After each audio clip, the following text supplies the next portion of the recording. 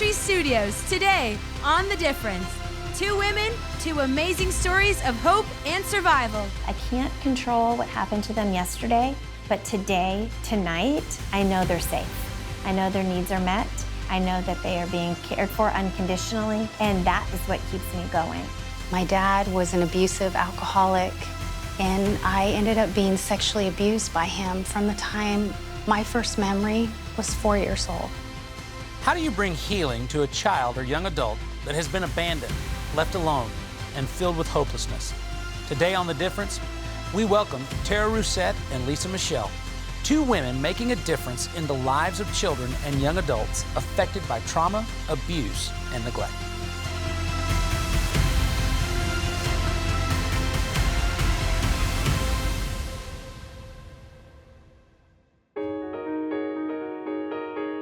Back in high school, I really had a passion for just working with friends that maybe came from a different background than I did. I certainly didn't have a most perfect life growing up, but I had a really good life. My parents are still married. I know what a happy childhood is. I'm grateful for the childhood that I had, and so I really have always identified with people who maybe had something different than me. I was a stay-at-home mom, and someone that I had worked with previously at a different facility worked here at SJRC, and he reached out to me and kind of said, what are you doing nowadays? And I told him I'm staying home and I'm happy and I'm raising my family. And he said, why don't you come back and help me at SJRC, help me with the girls' home. And at that time, I said, okay, I'll do it. It worked with my family, it worked with my schedule. I really just wanted to serve at a direct care level. We are 24/7, 365, taking care of the most vulnerable population of children and families. And so it's just kind of weaved into what I believe and what I cherish and value with the families. I certainly don't know the struggle that these girls and these families have gone through, and I admire their strength, but I do know what it's like to have goodness and to have happiness. I feel like with my gifts that God has given me, I am able to lead this organization today with the support of the staff that's here, my family. It's kind of everybody together that got me where I'm at right now. So what I always say is I can't control what happened to them yesterday, and I can't control what happens to them tomorrow, but today, tonight, I know they're safe. I know their needs are met. I know that they are being cared for unconditionally. They're learning how to build trust. They're learning how to be valued for who they are as humans, and that is what keeps me going. Kendal and I are so glad to welcome to The Difference Tara Roussett, the leader of SJRC. Tara, thank you for joining us today. Thank you for having me. I'm so blessed to be here. Well, we're honored to have you sit and share some of the stories of SJRC with our audience. I became aware of your work as we started to investigate how we could be more effective in the work we're doing at the Sanctuary of Hope. And what I became aware of is something that you've been involved in for a long time, which is the vast amount of need that is represented to young people, young ladies, young boys in areas where they need a safe environment to grow up because they currently don't live in one. How is SJRC working on that issue every day? And what is SJRC first? Sure. So SJRC was formerly known as St. Jude's Ranch for Children, but we go by SJRC Texas now. And what we do is we take care of all the needs of kids in the foster care system, survivors of child sex trafficking. We do in-home parenting prevention classes. We have an array of services in the child welfare system. But at the heart of the work that we do is we're providing healing and hope. We meet the kids where they're at every day. We take it to the most basic level of looking each other in the eye and having eye contact and just really celebrating the preciousness of the child, of who they are. And they're broken. They've seen things that I can't even imagine, that I don't ever want to imagine, but we're giving them that chance at that true childhood that they so deserve. And in the years that you've operated in this area, I'm certain that there has been so many things that have evolved, because as you talk about providing healing and hope, that was always the root cause. That was always the desire from day one. But as you even mentioned the work that SJRC Texas is doing, you're now going into areas to try and do preventative work so that these problems don't start. That probably wasn't something that was done decades ago. No, and in fact, for our organization, we've been around 35 years, and just this year did we start our prevention work. Because truly, we want the kids to stay in their homes in a healthy environment, because we found through the years, when kids are removed from their home, everything that they're doing is working to go back to that home. So why not invest our time and our energy up front and keeping them there and offering the supportive services to the families, because ultimately that's what kids need. There's always going to be a need to take kids out of their home because bad things happen. But the largest majority of people with wraparound services and with support, they can heal, and we can offer them that hope again. And you know, you talk about wraparound services. One of the things that you mentioned, and it's a statement that gets a lot of attention, is sex trafficking. And I think it's important for our viewing audience to understand that sex trafficking and that issue is really a derivative of the abuse and neglect issue, because the children that live in these environments will wind up in areas like sex trafficking because of the path that their life is on. Right, they're looking for unconditional love, and if you don't know unconditional love, people want unconditional love, and so they're just searching and trying to find connections, and they're unhealthy connections. So what we do is we have survivors of child sex trafficking that are pregnant and or parenting at our facility. So what's so beautiful to me about that program is there we truly have a family unit. We have that mom and her baby, and we can teach them things to bond so that their bond is a healthy bond going forward, and get them so they're not bonded to their trafficker. And so it takes again just that everyday basic level consistent giving them voice, value them for who they are, teaching them that there's more to that they have a purpose in this life, and we're going to help them to find that purpose. And I think one of the things that is so important is for people to understand your work is to give proper definition and context to words like love and care. Purpose. Because, you know, these young ladies, these young people, they heard those words from their abusers. Oh, sure. They were abused, and then the abuser would say, I love you. And they were mistreated, and at the end of the mistreatment, they would say, I do this to you because I love you. That's right. And whenever you're in such an impressionable and formative stage of your life as a child, you grow up thinking, well, that must be what love looks like, that must be what love feels like, and that must be what love does. And so this is why you have a cycle for the last 30 years where you start to see these problems evolve, and now you need to go in and start even working in the home to say, look, this cycle can be broken, it doesn't need to start.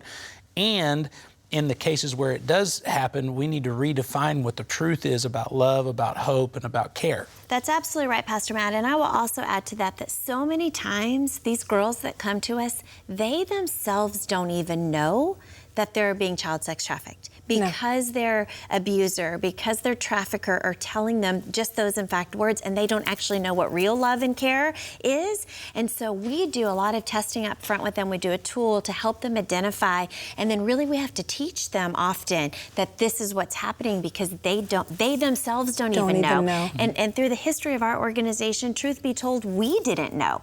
Went back to several years ago, we didn't even understand what was happening. These young ladies would come in pregnant, they would talk about their boyfriend, we started realizing, wait a minute, this boyfriend he's not the same age as you, and there's just so many different things, and so we've evolved so much as an organization, and then as society. Now we know what to look for, we know signs, and the audience and everybody needs to know that it does happen, and if you see something, say something. If something doesn't look right, report it. Because there's people that can help, and if you're wrong, that's okay. That's okay. Absolutely. If you're going in with good intent and goodwill, say something, because it's going to take everybody working together to save these children. When we come back, we're going to discuss how we can all work together with a young lady who's doing exactly that. You don't want to miss this issue, because it's something that's closer to you than you want to imagine. It affects every city, it affects our nation, but it's something we can change and make a difference. You're watching The Difference. And when we come back, we walk into our local strip clubs, into our modern day brothels, which are illicit massage businesses. We walk into our porn shops, and we reach the women and children that we see inside of these commercial sex industry businesses. A crisis can change everything in an instant, but in that moment, a familiar word comes to mind, one you've read so many times that it's now etched in your memory. This is why it's so important to be intentional about strengthening your faith. By reading the Word regularly and spending time with fellow believers, you equip yourself to face adversity when it comes. This month, as a token of our appreciation for any gift you give, we'd love to send you a brand new Christmas ornament just in time for the holiday season. For your generous gift of $100 or more, we're thrilled to offer you our special Christmas collection as a heartfelt thank you. Along with a beautiful Christmas ornament, you'll receive frankincense and myrrh oil, Power to Heal by Pastor John, an elegant acrylic scripture box, and a USB filled with healing scriptures. As an added blessing, we'll also include the Hagee Ministries prayer journal to support and guide you in your journey of prayer and growing closer to God. Child of God, seek Him in faith, believing with great expectation that what you ask in His name is already done. Send your best gift now by calling the number on the screen or visiting jhm.org/wonders. I'm Lisa Michelle. My childhood was very broken. My dad was an abusive alcoholic, and he owned a bar. And I ended up being sexually abused by him from the time my first memory was 4 years old. So growing up in that scene and being around alcohol and drugs, it was so hard on me, and I just leaned right into that whole lifestyle as I finally started to feel empty on the inside. I felt used, and I felt broken inside, and I didn't know where this feeling was starting to rise up in me, but I started to do this soul searching. And my sister's doing nails in that salon, and I'm walking by her station, and she's doing a manicure on one of her male clients. And he reaches out to me and he said, "Hey, Lisa, I'd like to invite you to church this Sunday." I said, "Me? Church? Why would you invite a girl like me to church?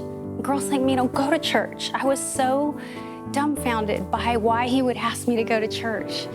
And the pastor had an altar call, and back then you just stood up in your chair, and I stood up in my chair, and the whole church knew that I was giving my life to the Lord because I was so excited. I was like, "That's me, I'm a sinner, I give my life to the Lord." I cannot believe the more I heard about this daddy and that he accepted me and that he wanted me and he adopted me and that I could be in his kingdom, I just thought, where do I sign up?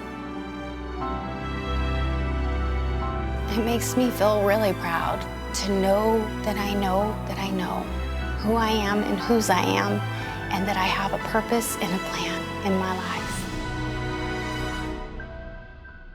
Lisa, you know, Tara speaks about the work that they're doing at SJRC Texas, and really I kind of see that as being involved in some of the after effects of the situation that you grew up in. Right. And I hear your story, and what I really wanted to say before we even got into the questions was, you know, the Bible talks about all things working together for good. Right. One of the things that makes people uncomfortable about talking about abuse and sex trafficking is they don't have a context for it. They don't have any familiarity with the space. You grew up in that space, so you don't have all of the you know, challenges of addressing it that others would because you're familiar with it. Right. You can walk into a place where you see this type of abuse and you recognize it for what it is, and you know who needs to be rescued, as opposed to somebody who says, "I don't even know how to identify the victim from the perpetrator at this point." And so it takes all kinds of people to address this issue. And what is the work that you're doing on a daily basis to help people with this issue? Right, so here in San Antonio, we walk into our local strip clubs, into our modern day brothels, which are illicit massage businesses. We walk into our porn shops and we reach the women and children that we see inside of these commercial sex industry businesses. And we meet them and give them a gift and let them know that they're loved, they're valued, and that they're cared for. And just like you said, there is this gift that's in me because of my lifestyle, because of the abuse I went through, and because of my background. It's a gift that God gives me that I can see the one. And you reach those young ladies in very specific ways. You'll walk in and I remember you shared a testimony, you walk in sometimes with a box of donuts. Yeah, we come in with cupcakes So and how do you cookies. develop their trust or their, how do they, I know. Do you Krispy give them Kreme goes a something? long way. We bring in Thanksgiving dinner. Wow. We bring in Christmas gifts. Treat them like human beings. Absolutely. And meet them right where their needs are at, for sure. Yeah. Actually, during COVID, we fed over 25 single moms and brought food to their home and fed them and their children. So meeting those tangible needs in such a dark time, too, has built deep relationship with the girls. And so, in some cases, those are individuals that they're in an adult phase of their life. They've had an abused childhood, and they're currently involved in this lifestyle, not knowing how they can get out of it. How often do you engage children that are in this situation and they're trafficked and they need to be taken out of this situation into a place like SJRC? Yeah, a few years ago, I had the honor to work in our juvenile system for girls that were incarcerated, that were domestic trafficked right here in our backyard in San Antonio. So throughout those years of being in the juvenile correctional facilities, I built relationships with the girls that are in there, and then it's trickled on. And then we work with other organizations, and it's amazing. I mean, the children that we work with today, building that relationship for 4 to 5 years and just continually helping them to grow through their healing process as well. You mentioned an organization. What's the name of your organization? No Strings Attached. No Strings Attached. Now, how'd Yeah. you come to that? How did you come to that definition, that title? Yeah, we want to provide a tangible way to love everybody that we encounter with no strings attached. So we bring gifts to the girls in the clubs and just in a practical way, loving them. Is there somebody watching? How can they get involved with y'all's organization? How can they help? How can they pray for the girls or the young children that are there? How does somebody support the work? Because I know that there's people who are watching, they say, I could never do what Lisa does. But I want to help do what Lisa does so that young ladies don't have to live like that. Right. So nsagirls.org is the best way to get a hold of us and email us and let us know. NSA, not National Security Exactly. Advisory, but no strings attached girls. Exactly. Absolutely. Well, when we come back, I want to visit with Tara and Lisa together as we discuss how broad this issue is, not just in our area, but all over the United States, and what we can do about it. You're watching The Difference. Thank you for joining us today. And coming up next, The way that these people get in is through they're searching for something else. And these traffickers, these perpetrators, they know that, and they hone in on that, and they will use the vulnerability that these kids and these young women are looking for and groom it. They're grooming. I'm so grateful that I chose differently. I'm so happy that I chose you. I get to see you become the person God intended you to be. I'm grateful for Sanctuary of Hope, for preparing me, for guiding me. Most importantly, Sanctuary of Hope is my safe place. It's where I can lay my baby's head down and know that God has His shield of protection over us. Thank you, Hagee Ministry Legacy Partners. Because of you, my baby has a chance. Because of you, I had the option to choose life. There has never been a better time to share the love of Christ with a mother and a child than right now. When you partner with Hagee Ministries, your legacy impacts lives and transforms a nation. Call today or go to jhm.org/partner. Welcome back. You're watching The Difference. We've been having a conversation with Lisa and Tara about bringing hope and healing to young people who have been abused, abandoned, and neglected. Tara and Lisa, this question is kind of for both of you because you see it from so many different perspectives. We talk about the issues of child abuse, neglect, and then the symptoms and situations that are involved in sex trafficking. How large is this issue? I was going to say, especially here in San Antonio. Yeah. Lisa, go ahead, I'll add to it. For me, when I moved here 8 years ago, I was shocked at what I was seeing. I went out on the streets, into our illicit massage businesses, into our strip clubs and the porn shops, and on the streets, and I was shocked at what I saw. For the first time walking into a massage parlor and seeing women with all lingerie on, this is something you see in a third world country, not in San Antonio, Texas. So for me, I was shocked, literally. And you know, you mentioned walking in. it doesn't sound like you had to look hard to find it. No.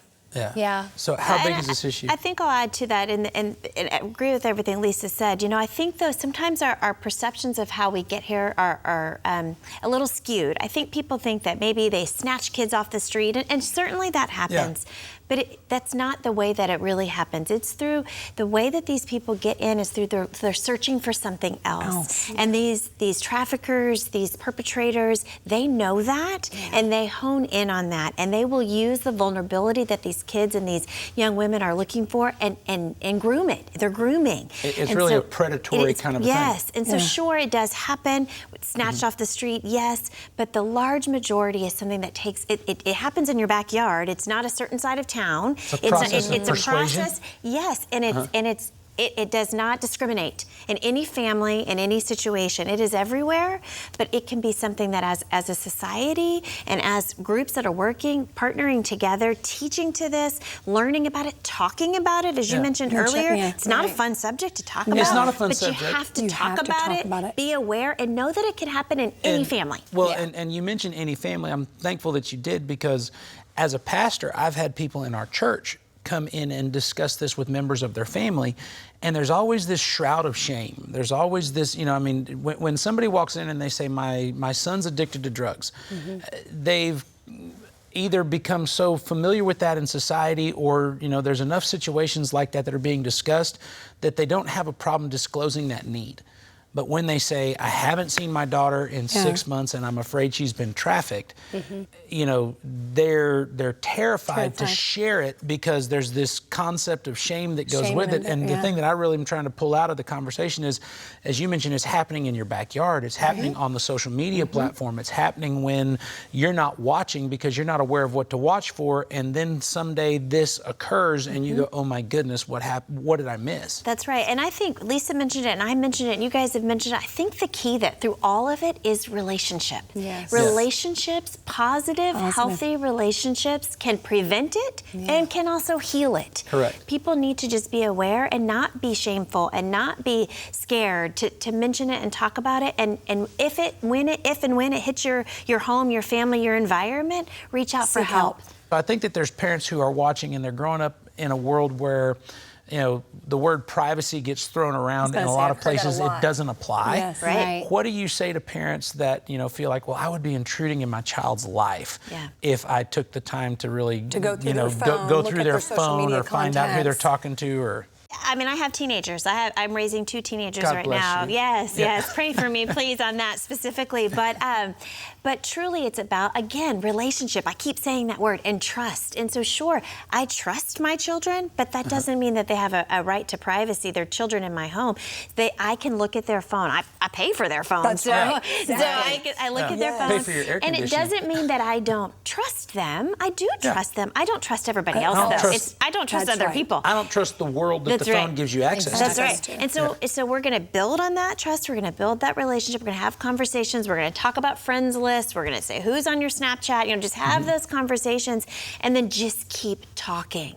And let them know that there's nothing that they can bring to me as a parent, to my husband, as a father, that's going to scare us. There's nothing that's going to hurt us. Bring it all. Let's have a conversation. It's safe. Let's talk about it, because those people that are telling them, they're telling them otherwise, and they're telling them keep secrets and don't tell your parents. And if they're you have to hide this. That's right. And if kids are fearful of bringing things to their parents, they're afraid they're going to get in trouble, then they may hold back. And so it's just that open, safe conversation of support that is ongoing all the time. I find the best conversations are in the car because they're a captive audience that can't get anywhere. That's right. And you don't have to make eye contact either if it's an uncomfortable thing. I look at the road and you're looking this way. And that but really having that open dialogue all the time. Don't wait till it's too late. Seek help. Lisa, you've heard Tara talk about it happens at all levels. You mentioned specifically you're walking into places that a lot of people don't want to go. They don't want to go into a strip club. They don't want to go into a massage parlor. But how many young ladies do you find in those places that didn't grow up like you grew up? Your stories, I grew up in a Hell's Angel bar. I grew up in this life. How many of them do you find that didn't grow up in that life but fell into it? Actually, we would like to get the hard numbers on that, because we do find a majority of the women that we meet are pastors' children's. Pastors' children. Or in the church. Yes. Exactly. Yeah, they grew up in a better environment than the one that they're in. Right. And sometimes I've heard the girls say, I just wanted to see what this life was like. I wanted to dabble in it because I grew up in this really strict home with all these rules, and I just felt like I just want to see what it's like on this other side. Mm-hmm. And then when we walk in, and we're there as a ministry and as God's love, and they see that and they're like, okay, God is actually coming right for me, right here in this darkness. And it's a divine appointment. So we believe they don't belong there. You know, this is such a huge issue that one program doesn't really give it the justice that it needs. If somebody is looking for more information about how they can help SJRC and how they can be a part of either volunteering, recommending, referring, where do they need to go? So everything is on our website, www.sjrctexas.org. We have a wish list there. We have our volunteer. You know, and as you mentioned earlier, not everybody can do everything. Not everybody can open their heart and their home. But everybody can do something, just that one thing. If donating clothes, I mean, it all matters. Well, and you mentioned it earlier in the program, you're 24/7. 365. So there are seasons and times of years. There's Christmas, there's Thanksgiving. Yes, everybody has a birthday. There's points where we can all jump in and say, you know what, I can't be there 12 months out of the year, but I can serve in this moment. That's right, and there's always opportunities for that. And I think people just sometimes think, well, gosh, I can't do much. You know, it's so small, but all the little things matter. Nothing's too small. Absolutely, and you know, I think that everybody doing their part is how you accomplish impacting and changing this entire environment. And it all matters. I don't want anybody to minimize what they do. Everything, just do something, everything matters. And you know, Lisa, you mentioned the work that you're doing. I know that there are people who are watching that are certainly familiar with that environment. If they know someone who needs help, if they want something that they can specifically reach out and be a part of what you're doing, where do they need to go? LisaMichelle.org is my website, but NSAGirls.org is the one for the girls that are no strings attached. Yeah, for no strings attached. Yes. Well, I want to thank you both for being here today. Kendal and I will be right back after this.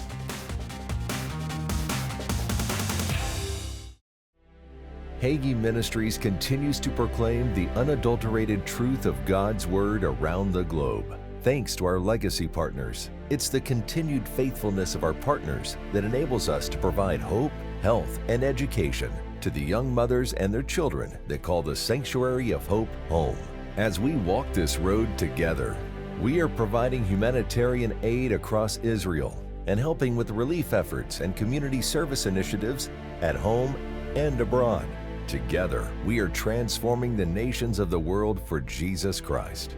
We are excited to reach the younger generations as we expand into areas such as Apple TV, Roku, podcasts, social media, and live web streaming.